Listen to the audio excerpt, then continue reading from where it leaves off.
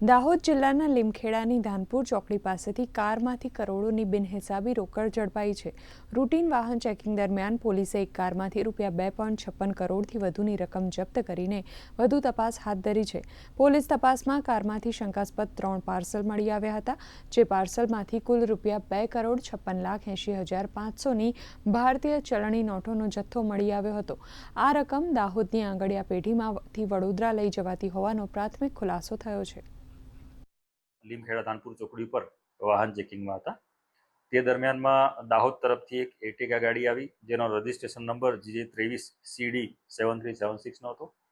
એ ગાડી રોકી અને એને રૂટીન કોર્સમાં ચેક કરતા તેની ડિક્કીમાંથી 2 પાર્સલ મળી આવ્યા મોટા, અને પાર્સલ ચેક કરતા પાર્સલમાં ઇન્ડિયન કરન્સી મળી આવી। આ કરન્સીના હિસાબ બાબતે પૂછતા એનો પણ જવાબ ડ્રાઈવર આપી શકેલ ન હતો। 2,56,80,500 જેટલી રકમ મળી આવેલ હતી।